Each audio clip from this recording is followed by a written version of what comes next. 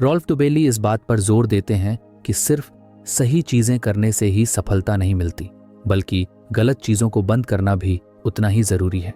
हमारी जिंदगी में कई ऐसी आदतें और एक्टिविटीज होती हैं जो हमें पता भी नहीं चलता, लेकिन हमारी एनर्जी को चुपचाप ड्रेन करती रहती हैं। सबसे पहली डिस्ट्रैक्शन है सोशल मीडिया। सुबह उठते ही सबसे पहले फ़ोन उठाकर इंस्टाग्राम, फेसबुक या व्हाट्सएप चेक करना, फिर बार बार नोटिफिकेशंस देखना और कभी कभी बिना मतलब के स्क्रॉल करते रहना, ये सब हमारी मेंटल एनर्जी को धीरे धीरे ख़त्म कर देते हैं। सोशल मीडिया को पूरी तरह बंद करना शायद पॉसिबल ना हो, लेकिन इसे लिमिट करना बहुत ज़रूरी है। दिन भर में बार बार चेक करने के बजाय एक फिक्स टाइम सेट करना बेहतर होगा। दूसरी बड़ी एनर्जी ड्रेनिंग एक्टिविटी है बेवजह की मीटिंग्स और कॉल्स। ऑफिस में कई बार ऐसी मीटिंग्स होती हैं जिनका कोई खास आउटपुट नहीं निकलता। अगर तुम पूरे दिन मीटिंग्स में ही फंसे रहते हो तो असली काम कब करोगे? इसी तरह कुछ लोग हर छोटी छोटी बात पर फ़ोन कॉल करना पसंद करते हैं, जबकि मैसेज या ईमेल से भी काम हो सकता है। मीटिंग्स और कॉल्स को मिनिमाइज करना बहुत ज़रूरी है ताकि तुम्हारी एनर्जी सही जगह खर्च हो। तीसरी चीज़ जो हमारी एनर्जी को साइलेंटली ड्रेन करती है वो है नेगेटिव लोग। ऐसे लोग जो हमेशा कंप्लेन करते रहते हैं, हर बात में नेगेटिविटी देखते हैं और दूसरों को भी डिमोटिवेट करते हैं। अगर तुम्हारे आसपास ऐसे लोग हैं तो उन्हें पहचानो और उनसे दूरी बनाओ। हमेशा उन लोगों के साथ रहो जो तुम्हें इंस्पायर करें, मोटिवेट करें और तुम्हारे ग्रोथ में मदद करें। एक और बड़ा डिस्ट्रैक्शन है मल्टीटास्किंग। कई लोगों को लगता है कि वो एक साथ कई काम करके ज़्यादा प्रोडक्टिव बन सकते हैं, लेकिन सच ये है कि मल्टीटास्किंग दिमाग के लिए बहुत नुकसानदायक होती है। इससे फोकस टूटता है, काम की क्वालिटी गिरती है और स्ट्रेस बढ़ता है।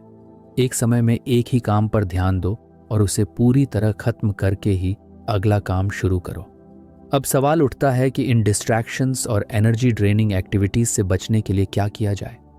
सबसे पहला स्टेप है एक not to do list banana.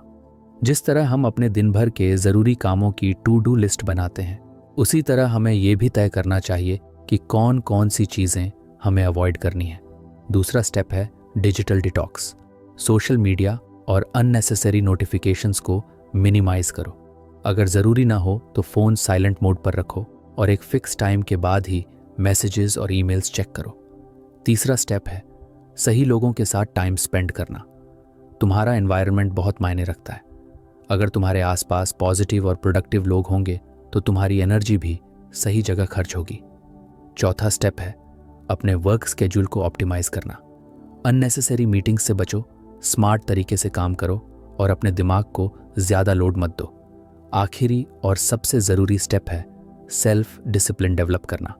Distraction से बचने के लिए स्ट्रॉन्ग विल पावर की ज़रूरत होती है। अगर तुम कॉन्शियसली अपने समय और एनर्जी को मैनेज करोगे तो तुम्हारी प्रोडक्टिविटी कई गुना बढ़ जाएगी।